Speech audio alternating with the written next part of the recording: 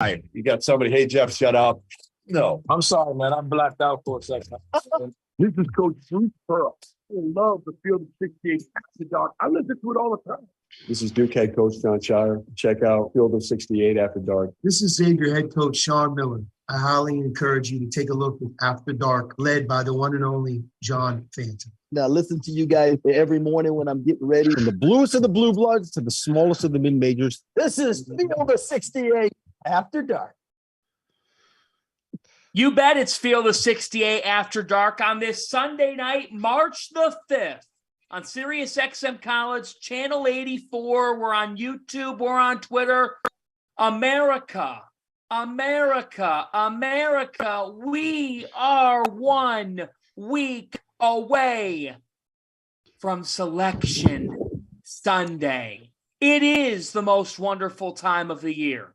The Field of 68 is where you need to go to get everything you need to know for March Madness. It's championship week. Tickets are getting punched. And this sport right now is as wide open as you're going to see it. There is superstar power on display. You want big men? We've got them in college basketball. You want elite guard play? We've got that too. Experience? Aplenty. Double-digit amount of teams that could win it all? Yeah. College basketball is healthy. Contrary to what some might be saying out there about the sport, that they wait to follow it. If you haven't been following it this season, you've been missing out. But if you haven't been following it, hop on the wagon. Listen to the advice. This sport is in for the wildest 4 weeks that you're going to find. Let's talk about it right now. I'm John Fanta. I'm your host. That sets the tone to what is going to be a great, great week. John Henson is with us tonight. Patric Young is with us tonight. Let me start with you, Mr. Henson. We're 1 week away from Selection Sunday. You played the game. Obviously, this is that time, like in the ACC, now they're turning the page to the conference tournament. For a player, what's this week like when you know, okay, we're trying to win our conference tournament, but man, I know dancing is coming. So Roy Williams is well documented, hates the cocktail party in Greensboro ACC tournament. So we never really had much pressure on us to I would say we want to play well, but there wasn't really pressure on us to win. Especially my last 2 years, we had pretty much locked up a number 1 seed. So it was more so about staying healthy and getting to the tournament. So we ended up losing early, but it's fun. It's a fun experience. All the teams get to go to your respective, wherever you have it in the gym, the arena, your coach's house. You get to see where you get picked, selected. And I think this year is going to be even more fun because you're going to see some big time matchups like first weekend, right? Because you got these 10 seeds that have underperformed in conference play, but probably a lot better than they're seeded. And so it's just a fun week, man. I'm excited for the selection show. I'm excited to watch what happens because, like you said earlier, it is literally probably 10 to 12 teams that could take this thing. So it's going to be fun to watch. Man, John, you bring up a good point. Coach Donovan, he was never stressing it too much for us to worry about winning the SEC tournament. We had some tough matchups. I mean, Kentucky, they were dominant my freshman year. Then my sophomore year was that Anthony Davis team. My junior and senior year was the first time we had a chance to win it. Then Marshall Henderson, that's why I hate Ole Miss to this day. Henderson, they knocked us out. And then my senior year, we won it. We beat Kentucky. But yeah, we already knew like that once that last regular season game was over, it was time to flip the script and get focused on whatever. Coach Donovan always said this, we're going up against a nameless, faceless opponent. We need to do our jobs with whoever we're matched up against. You have that great foundational belief and confidence and system. It really shouldn't matter who you match up against. It's just on us. So, but I got to tell you, man, every opportunity you get to cut some nets down, man, it feels good. It feels great. It does. You said it, John, that there's 10 to 12 teams that could win the national championship. I look across the country. UCLA is a team I feel so strongly about, even with Jalen Clark. Hopefully he's good to go. And obviously that's a tough thing with them to deal with. But by the same token, Jaime Jaquez is the epitome of a winner. Tiger Campbell steers the ship for them. Nick Cronin, his teams just play nasty. They play nasty defensively. They're the team that I'm bullish on here of those top teams that I think I buy the most in to win the national title. Our own Jeff Goodman had them in the preseason. I'll give him his flowers. John, who's the team or two that you've seen at the top of the country, if you had to make a pick, that you just really like here out of the gates, 1 week away from everybody filling out a bracket? I think I'm going to concur with that UCLA take. We talked about earlier how, we needed to have kind of a team that was a kind of a team that don't sleep on. Them kind of getting rattled up by Arizona State early in the first half and then coming out and beating them down and then beating Arizona at home pretty good. Kind of let you know, man, this team is no one to play with. I mean, they've went through that gauntlet and they're playing well. So UCLA is a team, I guess, if you're not paying attention, you should probably pay attention to them now. I actually watch Houston and I love Houston. I watched them the day play. They look so good, so relaxed. Memphis gave them all they could give them, and they hung tight. They hit some big shots. Sasser's so smooth. So, Houston and UCLA are my two teams that I'm kind of eyeing like, hey, these are the teams to be watching kind of, come next week. Man, as much as it hates me to say it, Kansas has a real chance back-to-back. Mm-hmm. Them boys are serious. They are. I don't know what it is about it. Maybe it's just because they're too passionate. Maybe I don't like Kansas because the Jayhawks because they're just a little too passionate for me. I never played at Allen Fieldhouse. I know that's a tough place to win, et cetera, et cetera. But, I mean, when you talk about Bill Self getting his guys ready, at one point, the talk was, oh, man, they're not going to win the Big 12. They went on a rampage after what they lost 3 straight. No, yes. 3 straight, and just literally flipped the script. I thought when they went into Kentucky and beat Kentucky, where they could have lost that 4th game, I'm like, man, these boys are the real deal. And I'm looking at Jalen Wilson to definitely be a finalist and player of the year. He's been a stud. I guess my second team, man, UCLA, yeah, for sure. I like Alabama. I do. I think because I'm obviously an SEC guy. I just don't know if their style of play, when they get cold, it's scary, man. Like they were 1 for 16 in the first half. They just, if they can't knock shots down, I just don't know if they have enough rebounding defense to come away with a tough matchup. But Brandon Miller's sensational. I think I trust UCLA more than Alabama right now. I don't trust Alabama. Right. Because they're too in love with the 3-point shot. Because you can't tell me that there's still not some level of distraction for that team. At the end of the day, they won 3 games by 5 points or less. They shot 7 for 36 from 3 against Texas A&M. 7 for 36. They could die by the 3. They could very well end up dying by the 3 somewhat early in the NCAA tournament if they're not careful, Henson. And you Alabama, I mean, if you look at their last, 4 to 5 games, you can't just come back every half. It just doesn't work like that. Texas A&M, they tried to do the same thing against them and they lost. They got caught up with them. So Alabama's going to be an interesting case study because they're probably one of the top. They're going to be a number 1 seed line, right? They're probably going to perform well in the tournament. So I wonder if it doesn't seem like it's distracted them from a basketball standpoint. What's going on with the Miller situation? However, you never know with the tournament coming up and these questions are going to be asked and what kind of, that media kind of circus that's going to be out there. You guys both know it. You get to the NCAA tournament, there's the mandatory 20-minute press conference. Mm-hmm. What kind of questions did you get asked at those? Anything, everything. I mean, like this, it's and you know what? I'm going to assume because Brandon Miller is a freshman, Nate Oates, because the coach picks like I guess 3 or 4 guys, right, Pat, to like kind of like upperclassmen and stuff. Yeah. I would assume that they're going to hold him off the podium. I'm just going to maybe throw it out there. We're gonna try. Sure. We're going to try. We'll see. But the We'll see. locker room's open. You're These right. people will come find him. Yeah, Those you're guys, right. those media members will go and find him. Hope they're training. Hope they're training to hey, look, we're focused on the game that's over with. You know, and we're here. We're excited to play. Hopefully, that's what the answer comes out of their mouths, and they you know, play well. You think about the country here, and you talk about Kansas. 15 quad one wins, not a single loss outside the top quadrant. Nobody else in college basketball has more than 11. And you talked about Jalen Wilson.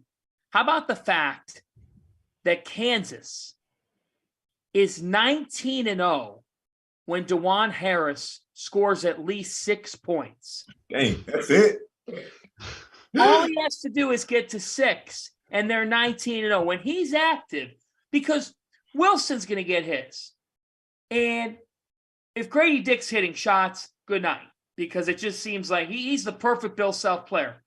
It's almost as if we're not talking enough about Kansas because there's a staleness, because they won the national championship last year, so people know that they're great.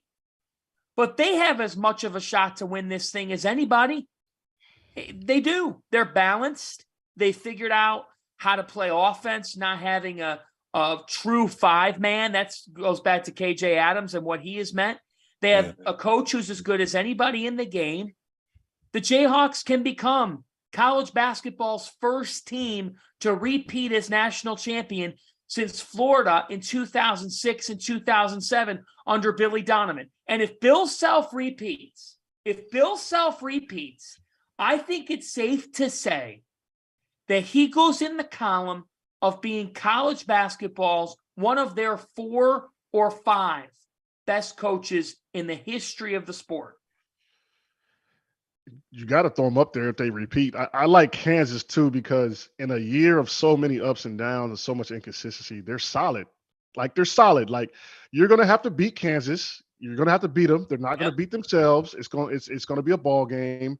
And hey, may the best man win when you play them, right? Like, it's not going to be a letdown, right? So that's something to say in this college basketball season, because I got a funny feeling, man, that first weekend is going to be, I mean, I want to say there's probably going to be a 15-2 upset. The way this college stuff is going, there's going to be some crazy little upsets. So Kansas being solid like that, I think bodes well for them in the tournament, because I don't know what to think. I mean, we didn't even start talking about the Big Ten. I mean, it's from 2 to 8 is half a game, 1 game. I mean, it's nuts.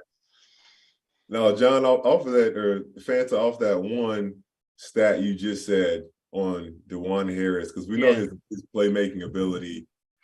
It's like not much is being asked of you. And as the point guard having the ball in your hand majority of the time, you can really pick and choose your spots of getting something quick, getting something more open. See, and that alone, that's so scary. 19-0 when he scores 6 at least. I thought you were going to say 10. You said 6 points. That's. I mean, you can go get fouled. Just get to the line. Just run ISO for him, right? At the beginning of the game. Look, if you score over 6, we win this game. So go ahead, do your thing. Right. Oh man, I really like KJ Adams. The way that he plays so friggin' hard. I think he's the problem on the offensive end in the pick and roll with his athletic ability, his length. Having the senior Kevin McCullough was one of the best pickups transfers in the country. We know he's not going to do a whole lot offensively, but having that, he's the glue guy. Does it on both sides. Great defender, rebounds. That he pushes them to the edge of being that team that is, as you said it, one of the potentially the next team to go back to back since Billy Donovan in 06 and 07. Yeah, and here we are talking about a Kansas team that did lose this weekend. But guys, you're going to lose in the Big 12. Oh yeah, the Big 12 is college basketball's best conference, and it's not all that close. I actually think that loss to Texas is a good thing for Kansas, is a good thing for Self ahead of the conference tournament and the NCAA tournament. Kansas had won 7 in a row. Henson, I love that you called the ACC tournament a cocktail party. That is fantastic. Hey, Coming up after the break, we will dive into the Big Ten, which the guys just brought up. How wide open is this conference tournament going to be? The bracket was just finalized this evening. We'll break it down. I'm going to have these guys pick a winner of the Big Ten tournament. That's next. This is the Field of 68 After Dark, Sirius XM. All right, Trevor Valise is our producer. Trevor, let's open up the chat. What questions do we have tonight? Good evening. Good evening, fellas. We got a lot of chat questions rolling in as per usual. One early on here from Joe. How much do you guys think injuries will impact seeding when it comes to teams like UCLA with Jalen Clark, Xavier with Fremantle, etc.? It doesn't. It doesn't.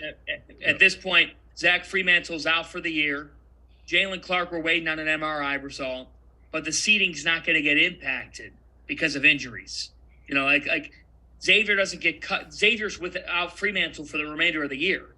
So what are you going to say? Oh, because they had Fremantle. And also, Xavier's played pretty well without Zach Fremantle. Yep. Real talk, they're better defensively without him.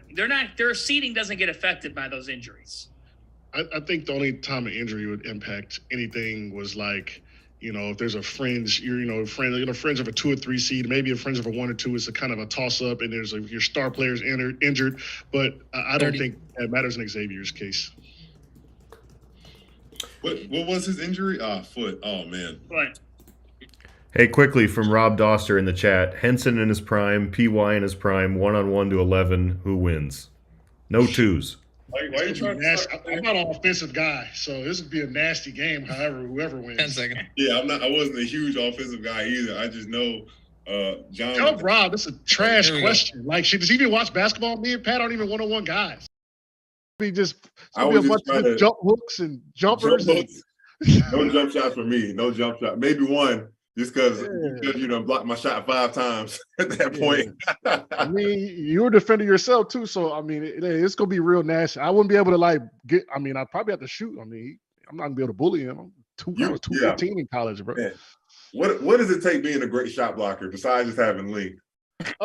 It's instinctual, man. God-given kind of abilities, man. I can't explain it. It's just kind of one of those things that I've just had, man. So, God bless. I think one of the coolest stories I think I heard, I think I was talking to when we had the same agent.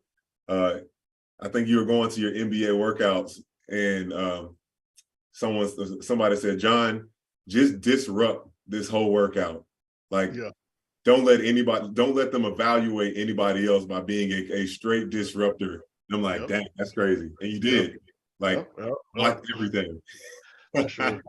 That was like the Golden State workout. They brought me and Jared Sullinger in, and then these two, like, I don't even remember, bro. These two, like, 7 foot, 240, 250 guys. They were just throwing us around. I was like, they wanted to draft Harrison Barnes anyway, so it was like a pointless workout. So I found that out after too. So they just wanted to just have a little fun.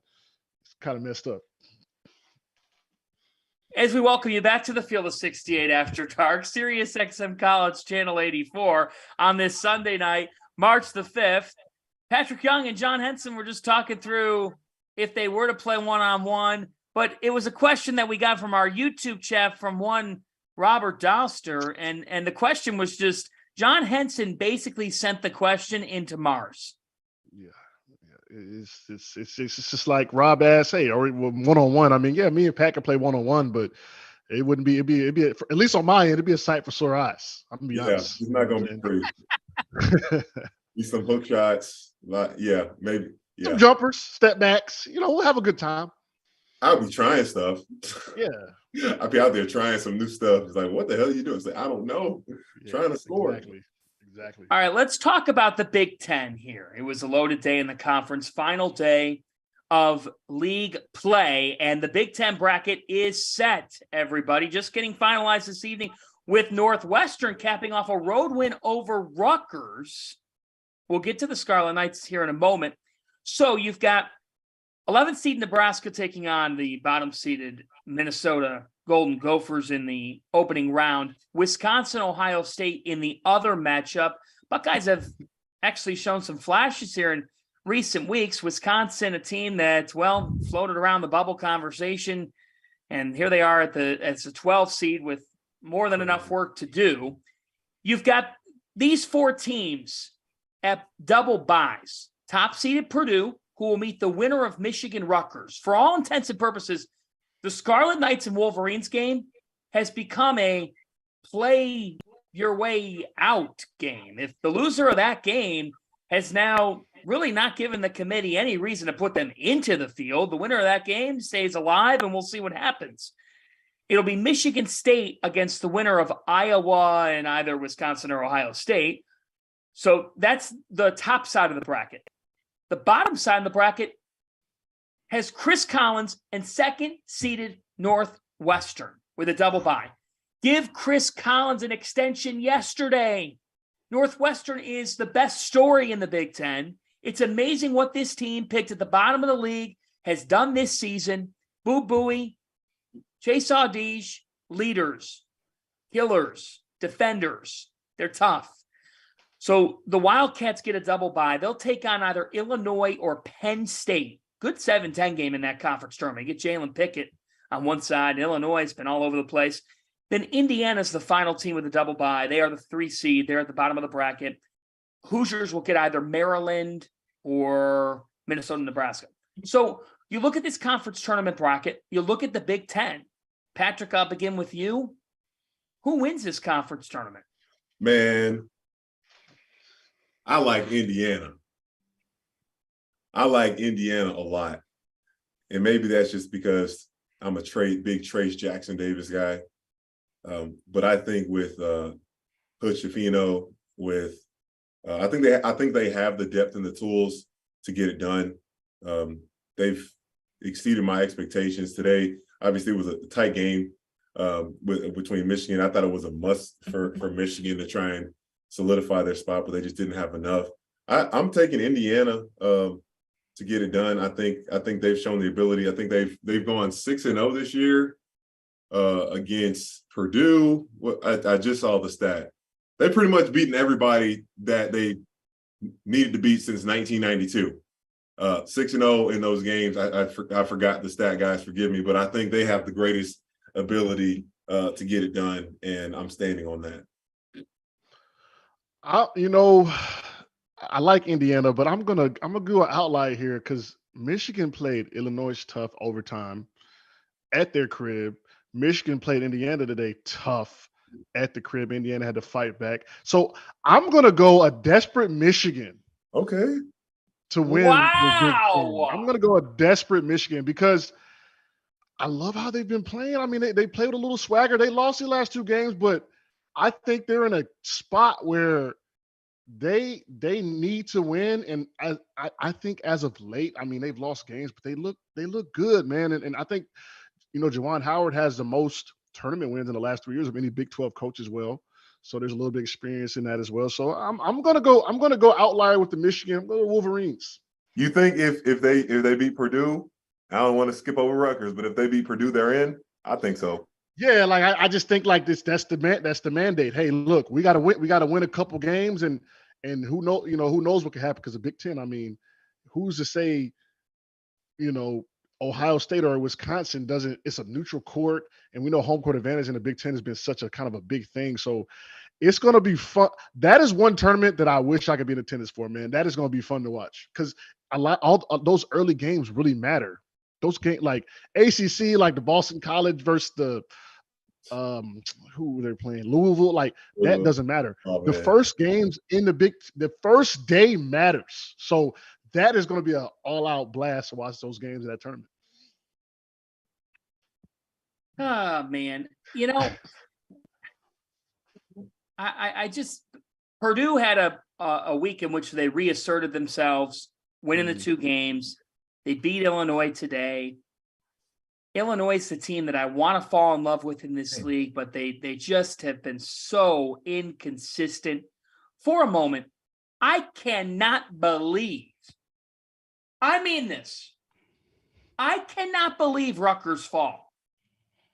It's stunning. They have been a shell of themselves over the last month. They have not played connected basketball. Offensively, they're not good. And they have just fallen off a cliff. That was a tournament lock a month ago. Right. I mean, they were firmly in. Tournament teams don't lose the games they're supposed to win. Yeah, they lost to Minnesota, and tonight they lose at home to Northwestern, who's been great. But, man, the Scarlet Knights, they've never made 3 straight NCAA tournaments. We all thought that drought would end. It's crazy to see their fall from what looked like a promising position. You know, you both have not picked them. Even though last Sunday they lost by 12 to Ohio State, Illinois wins the Big Ten tournament. Wait, hold on. Does Matt Meyer, how many Monster energy drinks does he need for that to happen? 28. Matt Meyer needs to keep that to himself. That is something you keep to yourself. Like as a being evaluated as from pro personnel. Like, can you imagine what these scouts and GMs were thinking? Like when they heard him say that, like, wait a second, you had 6 monsters after a game and you couldn't come to practice. Like Matt Meyer, you're supposed to just keep that to yourself, man. Come on. Hey, and then I think after the game they won, I forgot who they beat. He shows up at the podium with 2 monsters right there. Is he gearing up for the NIL deal? Is that what he's doing? I get it. I guess that should be something. That could be something. He's trying to. Oh man, that's hilarious.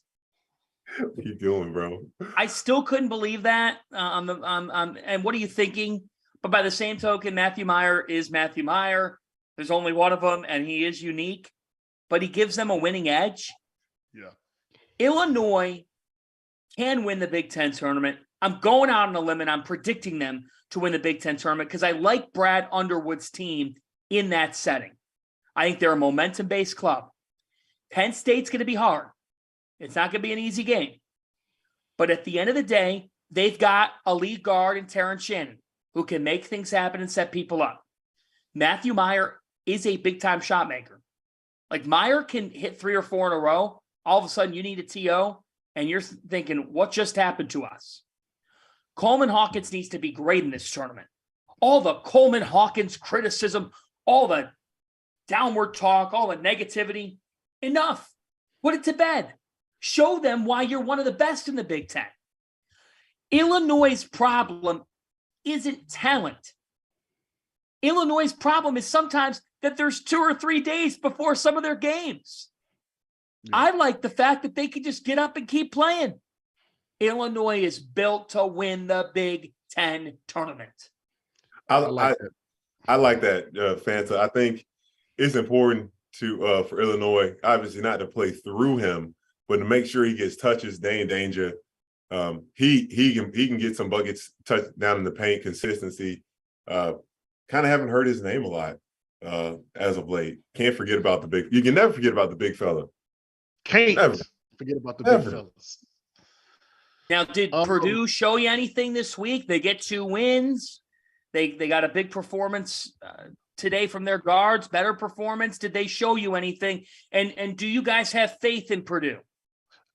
Purdue's in a similar position to I would say Purdue's in a position to where,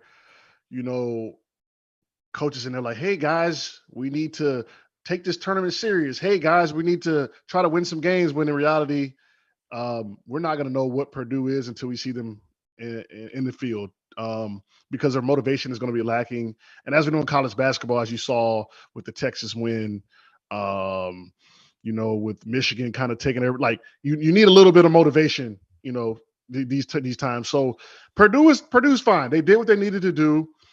If they go out and win this tournament and they run through these teams, obviously I think that gets them a #1 overall seed. I think who's you guys' #1 overall seed anyways? I'm curious. I don't think they're the #1 overall seed if they win the Big Ten tournament. No? I don't. Okay. I myself don't. Here's my thing. If Kansas wins the Big 12 tournament, they're my #1 overall seed. Yeah, I can give them that. Where is Kansas on? Is Kansas on the 2 line in the field of 68? They're on the 2 line. Yeah, I'll give them that. Kansas wins the Big 12. You got to go. You got to push the number. Is UCLA on the field of 68 two line as well?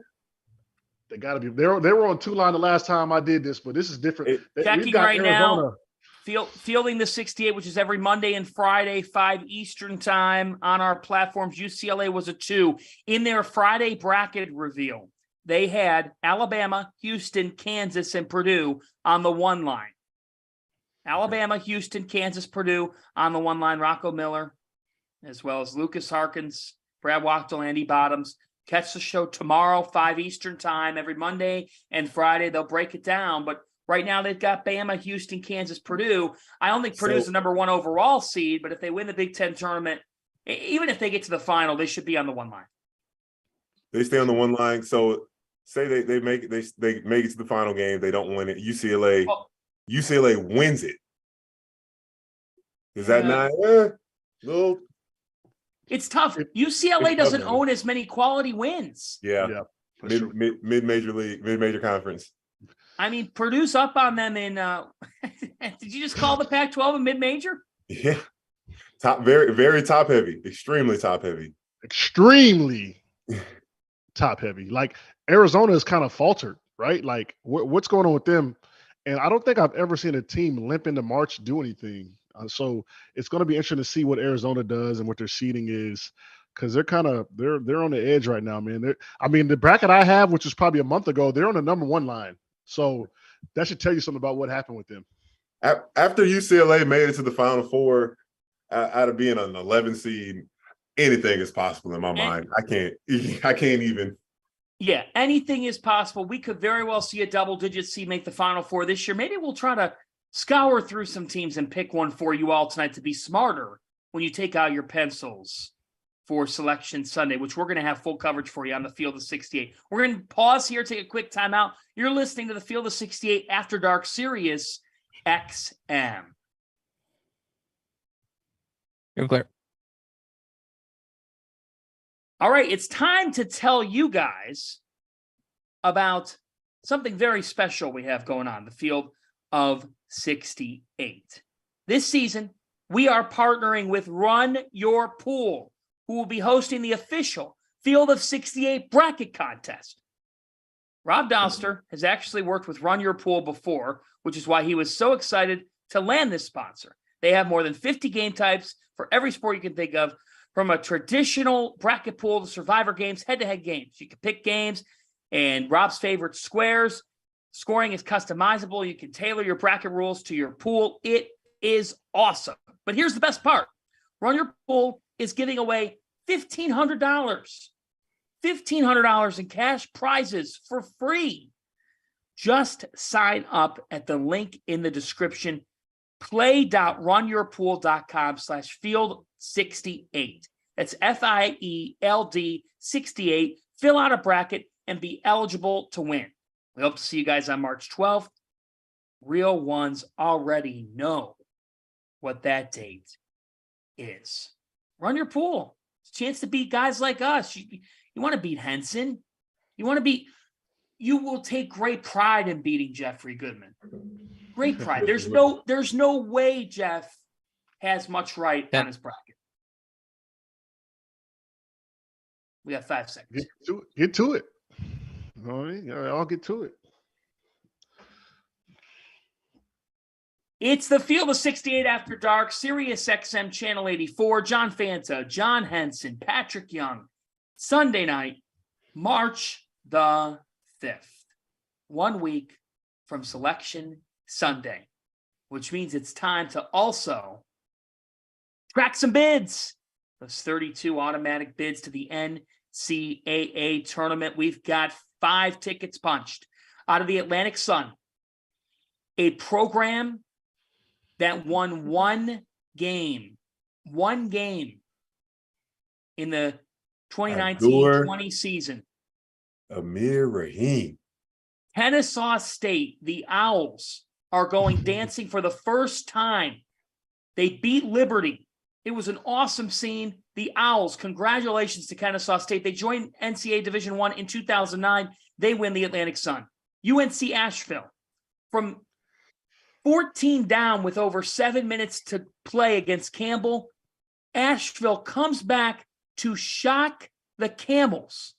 And Drew Pember, who is somebody that you can get behind automatically, he's going to get to play in March Madness. Amazing comeback by Asheville. They win the Big South Championship. Drake wins Arch Madness.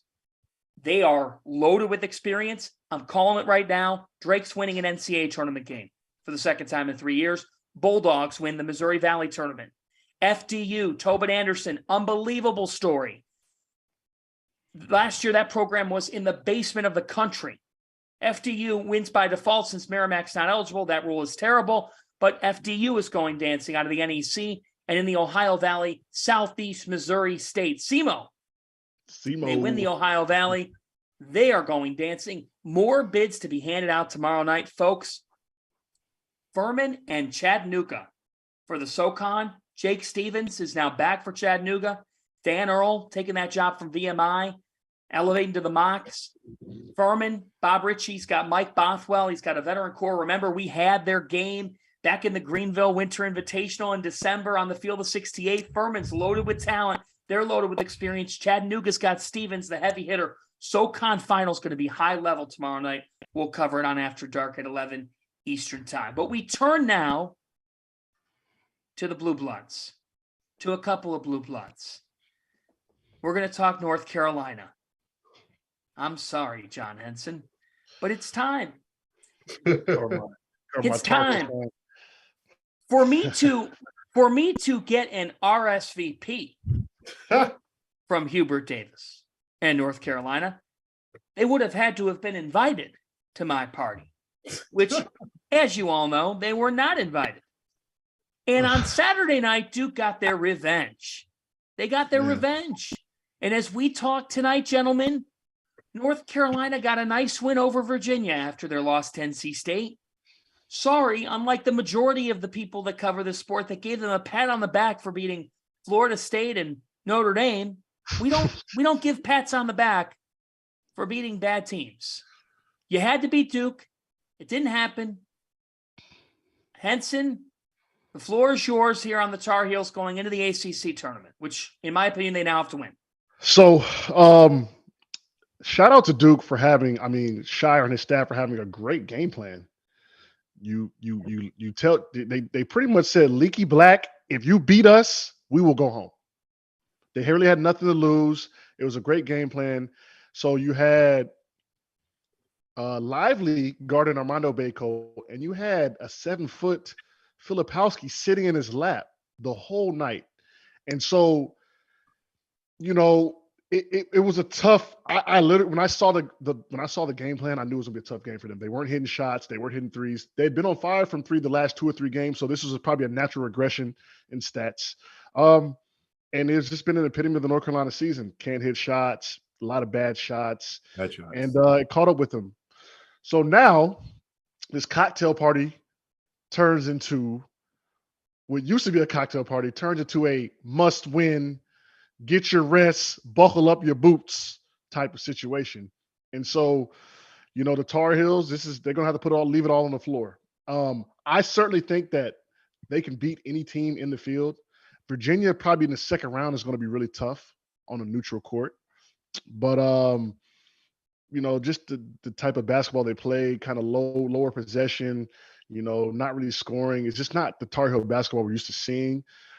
And this year, I don't know what changed in the players. I don't know what changed in the coaching philosophy, but it wasn't the year. So we're going to hope for a miracle. I'm still riding with my boys. And, I'm going to be glued in onto the TV to see if they respond. And if the Tar Heels can make a miracle run to the ACC tournament, it's saying a lot, but I think that they can beat anybody in this field when they get to that tournament time, if they get to that tournament time. And that's we don't want to be a Fanta's party anyways. And that's why they're the biggest disappointment in the sport. Right. Because there's never been a national championship preseason number that hasn't made the tournament, right? That is season number 1. That is a record of futility that I pray does not come to fruition. You do not want to be remembered as that going out. No, sir. Patrick, what do you make of North Carolina? I mean, I've been confused. Go easy on us. I just remember last year, last season, Hubert Davis's first year, we were talking about how this isn't a great offensive rebounding team. And there was so much criticism going forth of cohesiveness. And they flipped the script and proved everybody wrong.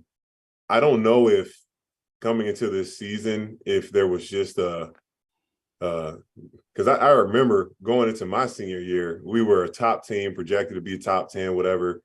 And we kind of just assumed we were just going to walk into greatness versus understanding, hey, forget what happened last year. You got to literally lay that new foundation down and create the culture again. I'm just curious. I don't know what's been inside the locker room, and everybody seems like great guys for sure on that squad. I'm just confused how the fall from grace has been so hard. Shot select, as you said, John, some just terrible shots. Just like, what the heck are you doing? Some games, just like, how do you not win this game? How do you not close out? How do you not give the ball to Armando?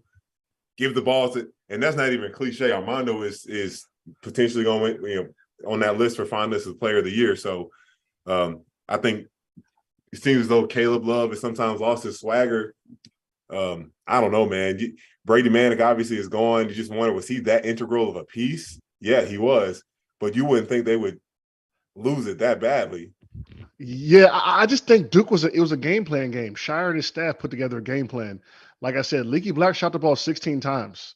Wow. So, they left it up to him to win the game, and he didn't hit enough shots, unfortunately, in that setting. He's been a better three-point shooter overall, but, Armando can't do much with Lively on the front side of him and Filipowski on the help side. I mean, it's not much he can do. So that's and being one of the bottom three-point shooting teams in ACC with a big boy down there like that, if you're not hitting threes, you're going to lose. And the game was close throughout the stretch. So a couple possessions could have went either way. But like I said, I think that was a game plan lost by them. I don't know I don't think that North Carolina was ready for what Duke had for them defensively, and they couldn't adjust. Look, proof that it's not all anti-blue bloods or any of that. I think Duke could very well make the Sweet 16. Wouldn't surprise me at all. You know why? Unlike North Carolina, Duke's freshmen have gotten better because they've gotten plenty of opportunities. And Kyle Filipowski is a beast. Yes. He plays with John Shire's competitiveness. He really does. He has been fantastic for the Blue Devils. And they're not a great perimeter shooting team. It wasn't pretty against Carolina, but they just did out-game plan UNC. And they've got a lead guard in Jeremy Roach who can steer traffic. Duke's good enough to be in the second weekend. They've gotten better as the year's gone on. They've won 6 in a row. And the ACC's not as bad as people say it is. But here's the deal. North Carolina thought they could mosey in and ride the coattails of what happened last year. And the fact is, that's not how it works. You got 2 guards in Caleb Love and RJ Davis who don't really coexist well at all. They haven't coexisted well all year. You could blame one over the other. It is what it is. They don't mesh. You've got an All-American in Armando Bacot. All-American. Yep. And the inability to do what is simple and get him the basketball is why this team is on a path to not hear their name on Selection Sunday. It has been a failure. Now, the great programs and coaches learn from these things and say, how will we respond? Yep. Carolina's not winning the ACC tournament. I'm sorry to ruin John Henson's hopes and dreams. It's not happening. It's not happening. It's what people want to happen because they want North Carolina to be in the NCAA tournament. But guess what? College basketball has survived when Kentucky lost in the first round of St. Peter's or Kentucky missed the NCAA tournament 2 years ago. College basketball will survive when North Carolina doesn't hear their name called in the NCAA tournament on Sunday night. It is what it is, folks. They don't deserve to be in. And that's their own damn fault. And quite honestly, I think I was on the last team that didn't make the tournament. If I remember correctly, we went to the NIT, but the next 2 years, we won the ACC 2 years in a row. We were number one overall seed 2 years in a row. So hopefully this is like a jolt, because I'm going to be honest with you. When we lost to Dayton in the Madison Square Garden, I shed tears. I said, this is not what I came to school for. This is what is going on. I like it, but it put a fire and a passion inside of me and my teammates and within the program that kind of carried us to that next year. And we won the ACC the next year, and all was okay. So, John, that's a great point. The NCAA tournament, college basketball will go on without a blue blood in the tournament. And, like Kentucky did, we'll have to rebound. And hopefully this summer, it's a motivation factor, man. So I'll definitely be up there, man, with the guys, playing, working out with them. And so we're going to hope they win the ACC tournament. But if not, hey, look, it's not the end of the world. You're right, John. Hey, coming up on the other side, we'll talk about drama down at Texas Tech with Mark Adams. Plus, we'll stay in the state of Texas with those Houston Cougars who were tested by Memphis, but show why they will be a number one seed on Selection Sunday. And before we go to break, Marshall Weber with the chat comments of the night saying Louisville will win the ACC tournament. Go to break. Go to break. We'll take a break. This is After Dark, Sirius XM. You're clear. Oh, Marshall. We had someone in the chat the other night say, if Louisville won the ACC tournament, what seed would they be? Would they be a 16 seed in the tournament? They'd be the first ever 17 seed. By the way, Marshall, if you actually mean that at all, I hope you're high, drunk, or both.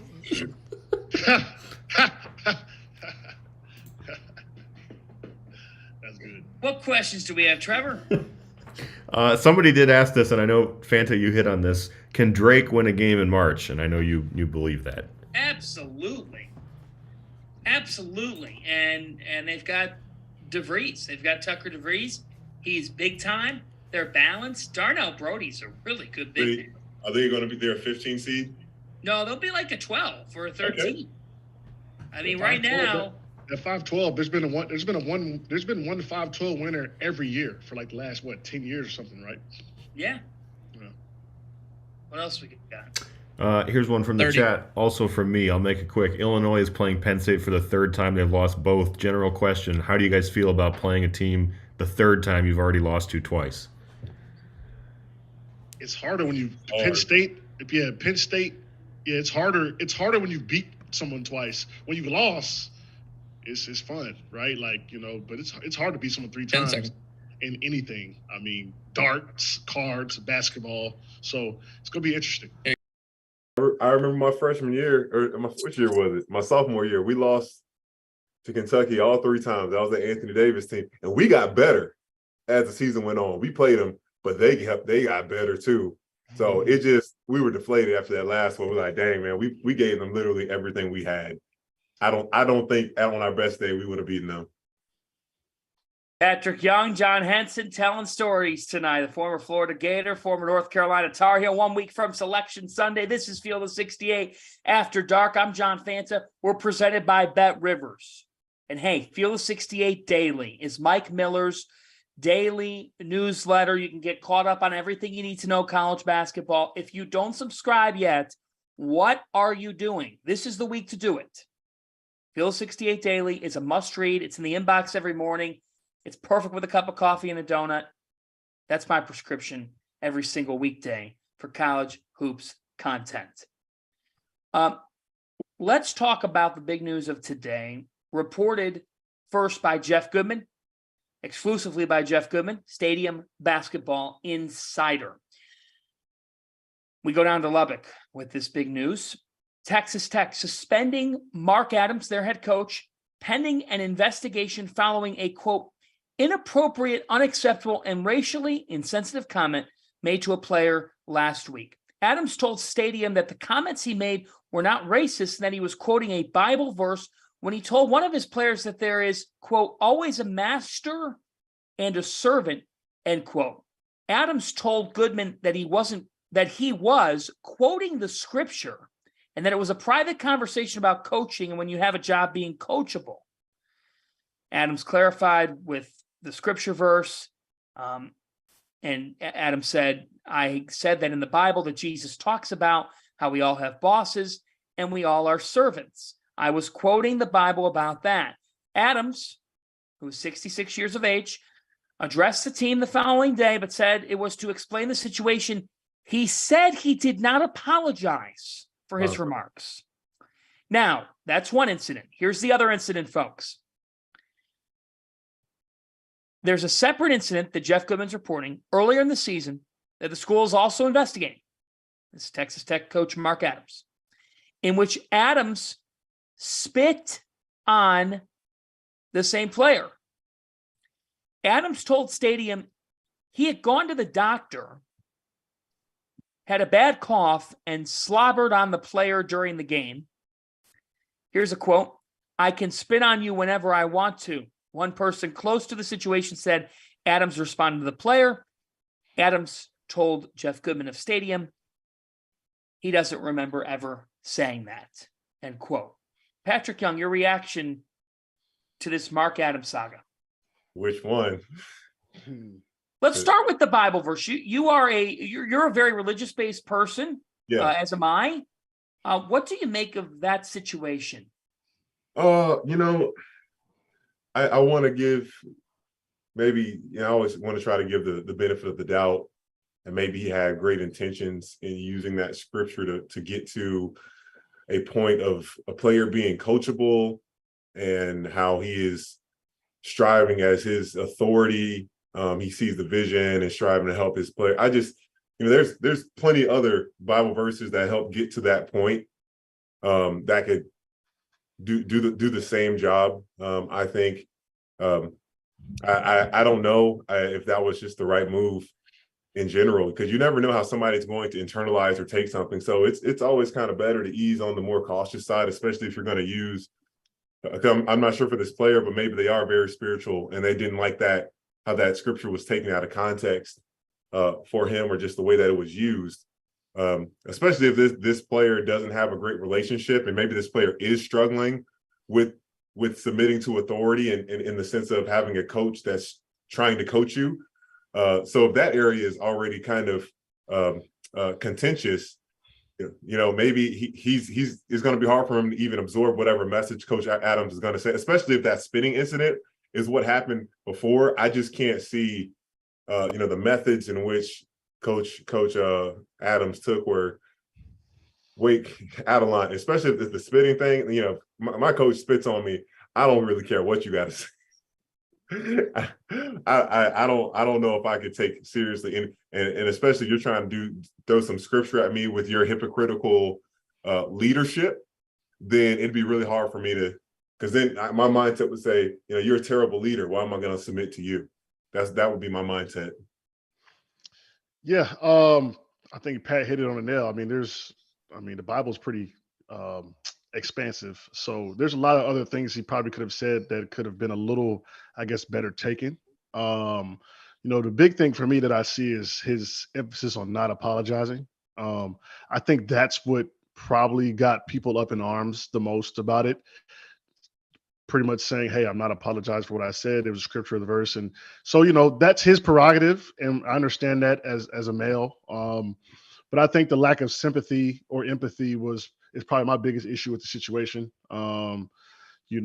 If a player misunderstood, even in the spitting incident, if something was misunderstood or something happened, you have to address it, apologize, say it was a mistake on the spitting incident and the Bible incident. So for him to kind of just keep kind of being adamant that I'm not apologizing, this is what that's what's going to happen. They're going to investigate it. They'll get to the bottom of it, obviously, but just an unfortunate situation, for college basketball and the kids there, man, because, no one wants to kind of deal with that as a player or parents as well. So hopefully that school kind of figures that out. And if he did do those things, he needs to be let go. So we'll see what happens. So there are two takeaways that I have from this story from when it came out. Jeff Goodman reporting that Mark Adams had an incident in which he spit on a player, another incident in which he shared a scripture passage that he was talking about with a player, and the player brought it to the university's attention. So this is getting investigated. There are two takeaways that I have from this whole instance. Number one, if Mark Adams spit on a player, he says he was slobbering. There's a sharp difference between me talking with John Henson and, unfortunately, because I uttered a word loudly or had a T or a P, that has to happen, versus spitting on a player. Mm-hmm. If Mark Adams spit on a player, he should never coach again. He should never see a sideline again. He should never be a leader of men again. You don't spit on people. That's ridiculous. Number two, on the scripture passage, no question that the nature of the story is interesting, but it's not about what happened there. I would be able to maybe consider giving Mark Adams a pass on that particular story had he been apologetic and explained a little bit more with humility on what happened. Right. But when someone does something wrong and they try to explain it, but they're not apologetic, that's them admitting without admitting it that they were wrong. The fact that he didn't apologize to his players, then he was wrong. And the way that he comes off in this story, he looks like a clown.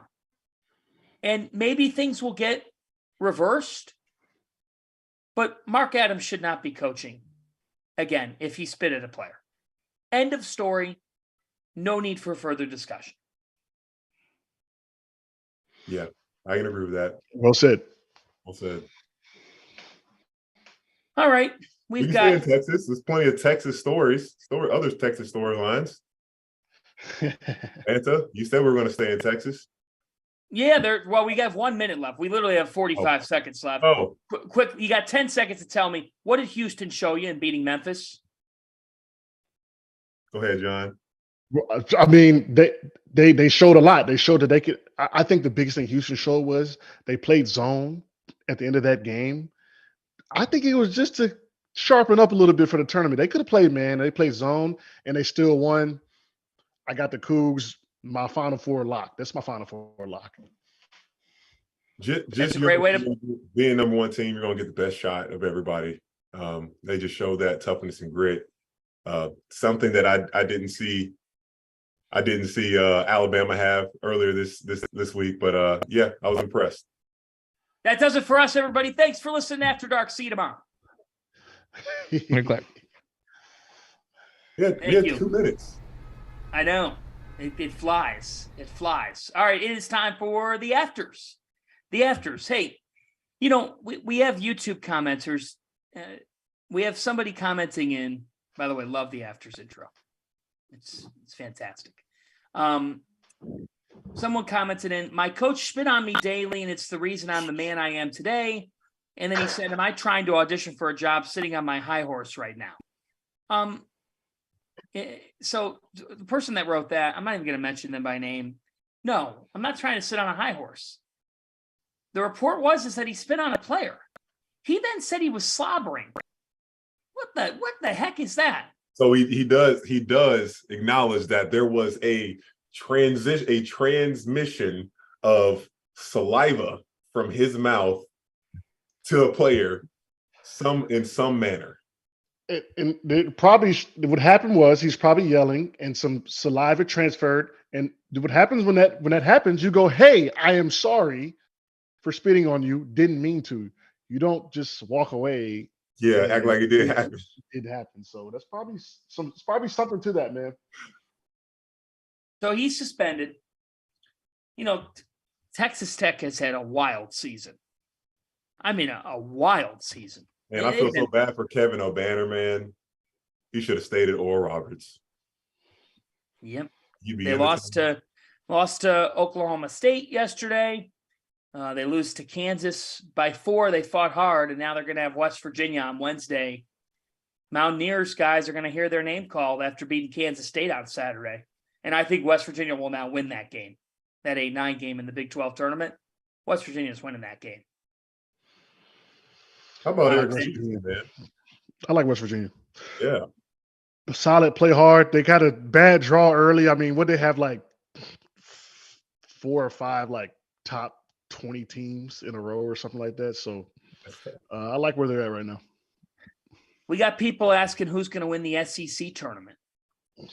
Man, I'm gonna give you a sleeper team. I'm gonna give y'all a sleeper team. Vanderbilt. Whoa. Jerry Stackhouse. My guy. I'm gonna go. I ain't gonna lie to you, man. I like Alabama, to be honest. I think Alabama is they have a little bit to play for, right? People kind of down them. They leave Brandon Miller off the Naismith list, which is their prerogative. It is what it is. But I think Alabama's a team to kind of watch. They've got that tournament type of game too, where they get a lot of shots up. They like to get up and down. So it's gonna be interesting. I don't want to sleep on Kentucky either after what they did. Kentucky. But I wouldn't be. Did you just say you hate Kentucky? I said I'm fading Kentucky. You're fading them. What? Wait a minute. Why are you fading Kentucky? They just beat Arkansas. I think they're a sell high team right now. They're playing really well. I think they're just a sell high team right now in the SEC tournament. I think they'll have a letdown. They're locked in already. They've been locked in. They've had to fight their way in. Now they're in. Who do they play first? They're going to win a tournament game. They're going to break their 3-year streak. Yeah. Okay. I don't know how far we think they're going to win a tournament game. Kentucky's going to play Vandy. Wow. Or Georgia LSU. So likely Vandy. Wow. So Kentucky, Vandy, baby. Pat, your guys have to win. So they're not going to break their 3-year streak then. I'm telling you, man, Vanderbilt. They beat Kentucky on senior night. How y'all do Oscar like that, man? Oscar Tshiebwe, he's one of my favorite college basketball players to watch of all time. And they had to go in there and make it so his last game in Rupp, they lost. I don't know how they struggle rebounding, but they usually almost always take the best shot. And that was without Liam Robbins. If Liam Robbins is in the picture, who's been playing his way into the first round draft pick conversation at being a 7-footer that can really shoot the ball and protect the rim. If he's available, I'll still take Vanderbilt to beat Kentucky. I'm taking the team that's won 8 in their last 9 games. I'm taking Texas A&M to win the SEC tournament. I love the way that they're playing. That guard play is big time. Wade Taylor IV, his performance against Alabama was absolutely fantastic. You know what's amazing about them? The biggest thing is how good of a free throw shooting team they are. Oh, ridiculous. They don't miss free throws. So that in and of itself is going to help them so much in the tournament. All right, we were asked Big East tournament. Oh, yeah. Villanova. Big East tournament. So here's what you got here. You got Marquette as a top seed. Marquette potentially, they're going to meet St. John's or Butler on Thursday. Providence and UConn, first Big East tournament meeting between the Friars and Huskies since 1998. It's going down Thursday, 2:30. Cannot wait to be inside the Mecca. It's going to be bonkers in there. At 7, it'll be potentially looking like Xavier Seton Hall. Seton Hall blew out Providence on Saturday. That's crazy. Look out. And then at 9:30, in all likelihood, Creighton and Villanova in a rematch of last year's championship game. So who do you like to win the Big East tournament? I'm gonna go UConn. Oh man, I'm gonna go UConn. I thought about Marquette, but I feel like Marquette doesn't really need to win. I feel like UConn is a team that's, this is, I guess, Bet Rivers is part of the sponsor of Field of 68. There's a reason that UConn, even though they're not in the top, their odds to go to the Final Four winning is top 5, even though they're not in our top 5 picks. So I'm a side with Vegas on this. I think UConn's going to make some noise in this Big East tournament. I was thinking about UConn, but I'm not gonna go against Shaka Smart, man. I love what he's done. The way their style of play, I think they're going to be not only a tough matchup in the Big East, but in the NCAA tournament. So I'll keep that one short and sweet. Marquette's my favorite to get it done. Shout out, Rob. But my only 1 seed that I'm in a conference tournament that I'm choosing to win it. Who am I taking to win the Big East tournament this week? Big news, by the way, tonight. Zach Fremantle done for the year with a foot injury. I am going to go ahead and take the team that I think fell off the radar for a couple of humbling losses a few weeks back. The Creighton Blue Jays win the Big East tournament for the first time in program history. Why? I can't. Why? They beat Villanova. They're going to beat Villanova in the 3-6 game.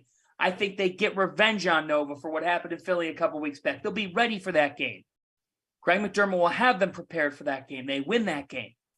Then they're going to play Xavier or Seton Hall. I like them over either of those two teams. They blitzed Xavier in Omaha earlier in February. So I like the draw. Xavier's shorthanded now, no Fremantle. He's out of the equation. I like them in that game. And then I think they'll meet UConn in the final. I just like the way that they match up with Connecticut, and think it comes down to a couple of possessions. Trey Alexander, Baylor Shireman, if they're making shots. If Art Kaluma gets going, Creighton's the best team in this league. Art Kaluma gets going. I'm going with the 3rd-seeded Blue Jays to have their shining moment at Madison Square Garden. I can't argue with it, especially they playing my Huskies. I can't argue with that. It's going to be a good one. We'll see. Yeah. We'll see. Yep. UConn has beaten Creighton once in 7 tries. It's hard to beat a team. It's hard to beat a team. It's hard to win a lot of, that means the pressure's on Creighton. UConn got nothing to lose.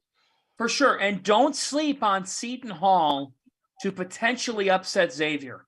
I know it could be a surprise to some people. Seton Hall played really, really well this past week. And Shaheen Holloway, you guys know this, we talked about earlier in the year, they defended a very high level. If they're scoring the ball, Oldie Colley and Dre Davis scored the ball really well at Providence. There's my sleeper pick potentially in this tournament that kind of comes out of nowhere and could make the semis, and they're playing for their lives because they are. They're not a tournament team. I say in 2 to 3 years, man, Shaheen Holloway is going to have Seton Hall right up there towards the top of the Big East, man. You could just see his culture. You could see what's going on there. You could see the fight, the energy. I hope so. Yeah, man. They're going to be good, man. I like how he relate, like when he's talking to the players and how he kind of interacts with them, man. He's going to get some guys, so it'll be fun. Trevor, we got anything? Yeah, we got a few more. Let's see. Michael asked, what's a bigger surprise, Purdue being a 1 seed or North Carolina not even making it? Not making it.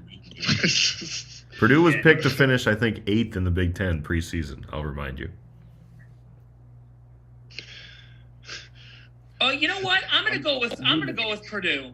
You know why? Because North Carolina at one point wasn't a tournament team last year. Yeah. So they've reverted to the team that they were, is what they lost Brady Manick. Yeah. And he opened up so much. By the way, we got Jaguars hoodie and you got your Buccaneers thing behind you. So who's Florida's best football team? Oh, Jags. That's easy. They don't even got a quarterback right now. They don't know who it is. But you guess what? You know who their quarterback is. You mean this year? Oh, I thought you were talking about a Super Bowl we won 2 years ago. No. Now I'm talking about for the present. I'm just checking. The Bucks don't even. You know what? You got Kyle Trask. You listen, man, you guys. Listen, Jacksonville, love what you guys are doing. I do, but you guys show me. Hey, don't pull a Tar Heel and flunk out next year when you guys have so much momentum. That's all I'm saying. Well, the way it works out right now for us, the AFC South, Tennessee, trash. Houston, Texans, major trash. Right. And then, oh my God. Oh man. Listen, if we could get Deshaun Watson to figure it out, He's got a lot to figure out. You might be all right. He's got a lot to figure out. No, actually, the Browns. This is the year. I mean, Deshaun Watson's got. He's warmed up now. He got $260 million guaranteed. That's why my boy Lamar can't get paid. I need to see him do something. Why did they pay him? Why did they just mess up the whole market? Got my quarterback, man. They blew up the whole market for Deshaun. Wow. I got my quarterback, man. Let's go. Hey, I lived across, when I played for Cleveland, I lived across the bay from the stadium. So I used to go to the game. I literally, because I could not leave my street, I was by the Rock and Roll Hall of Fame. I would go to the games and eat, just to eat, because I couldn't go anywhere else. I'd walk to the stadium to eat. So I got a soft spot for the Browns, man. You go to the game just to eat food. Yes, because where I lived at, I don't know if you know. You're right. You're right there. You're in a tough area. There's not many restaurants. Yeah, I can't. They block it off. I can't leave. So, and there's so much traffic. I just go to the stadium. I walk, buy a little ticket, eat, watch the game a little bit if I have an off day. So during the fall, this is my Browns wear, but Trevor, this is my Indiana outfit this week. I like the warmth. You look warm. Man. It does look cozy. I'm about to take a picture. Dude, that orange is almost as ugly as Tennessee orange. It's not, but almost. Trevor, wouldn't this be great on No Context CBB Twitter? Yes, it would be. What else do we have? A couple more here with John and this. Oh nope, he's gonna. Okay. Oh, I mean, that's gonna stay in it. Okay, all right. My man John at Fanta's going to get ordering from Crate and Barrel. What do you got, Trevor? Okay. Brady asked, what's one name that we are going to we might already know him or learn it in March, like one stud guy who's going to be, everybody's talking about him in March because his team's making a run and he's carrying him.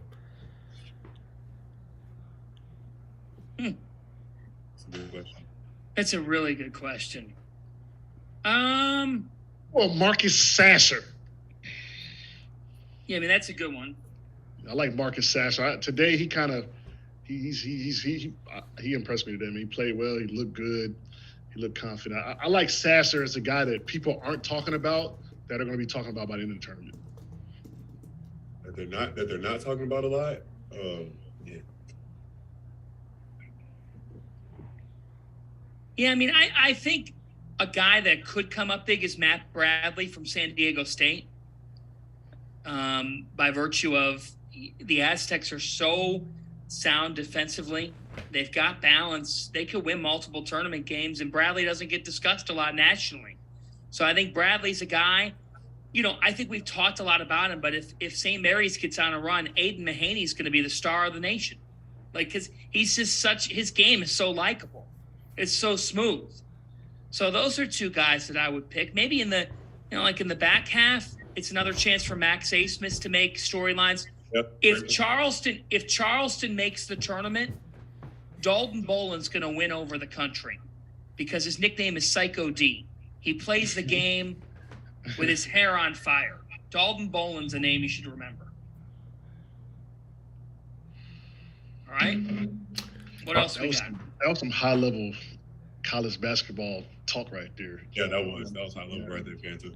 Along those same high-level lines, somebody wants to know if you had to put your stamp on one mid-major double-digit seed to make it to the second weekend, who is it? Hofstra? I don't know if Hofstra. If they can win it, yeah. Yeah, I like Hofstra. If they get in there. See, the funniest thing about that is that if they get beat, it's probably Charleston beating them. Yeah. So it could be the CAA winner. Mm-hmm. I'll do that. I'll take the CAA winner. Okay, you'll take the CAA winner. Yeah. Yeah, keep an eye on Toledo out of the MAC if they can win it. If they can win the MAC tournament, they're a really dangerous team, Trevor. We've talked about them a couple times, but that's a team that's 25-6. They've won 15 games in a row. If the Rockets can win the MAC tournament, it's going to be hard because Kent State's good, Akron's good. It's in Cleveland, so those fan bases will be there in full force. But I'm in on the Rockets. They challenge themselves in the non-conference. I like them. Hey, don't sleep on Mike Rhodes and VCU to make the second weekend. Could see VCU make the second weekend. What we got FAU at right now? Well, right now they're so on Bracket Matrix, which is the composite of everything. They're a 9 seed. Okay. On our Fielding the 68, which is every Monday and Friday at 5 Eastern time, Florida Atlantic is currently a 9 seed on that as well. And based on projections, they're in. By being a 9, even if they lose the Conference USA tournament, they are in the field. So they're not a double-digit seed. I like Toledo. I think Oral Roberts could certainly do it. But keep an eye on Mike Rhodes and VCU. Ace Baldwin is big time. All right, last one from me. Who's your guys' first team All-American?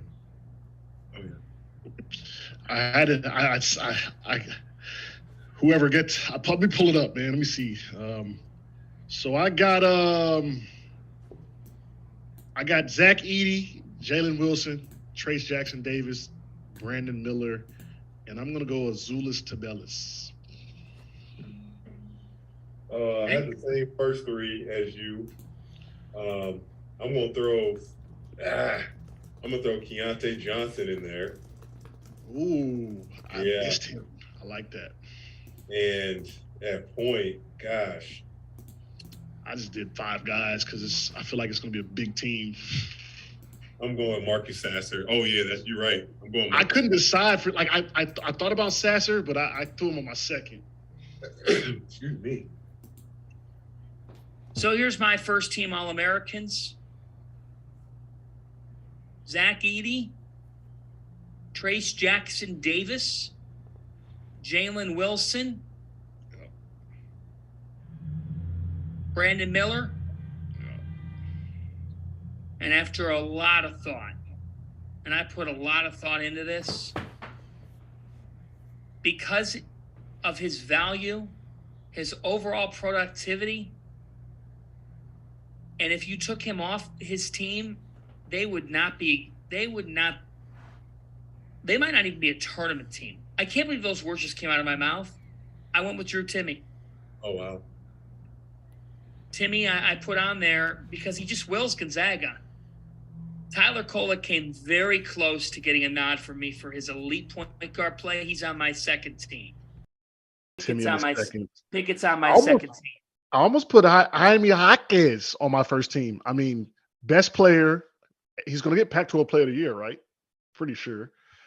On the best team in the best conference. I mean, I'm not the best because I'm sorry, just the best player on the best team in that conference. I mean, you got it. I mean, he's at least second team, but I almost threw him on first, man, because he's another part, like you said, if they don't have him, UCLA is nowhere near as good as they are. It's true. So, and now we await the Jalen Clark status. That'll be interesting. Right. Trevor, are we good? Let's do toasts. Oh, mine is easy. I'll go first. I was ready Go for ahead. this. Amir Abdul-Rahim with Kennesaw State.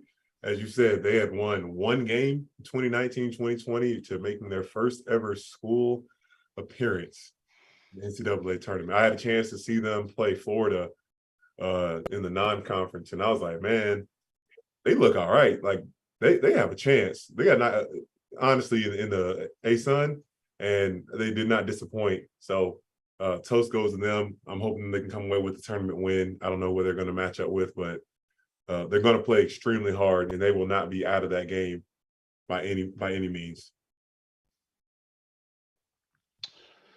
I'm going to toast to, I'm going to go off the books. I'm going to toast to Gene Statori, the college basketball rules analyst, who I feel like he's on call at all times of the day, every weekend. Hey, shout out to him explaining us what the hell is going on out there, because Wow. there's been some wild stuff, wild Left calls, field. wild plays. And so shout out to him for dumbing it down for us and everyone else.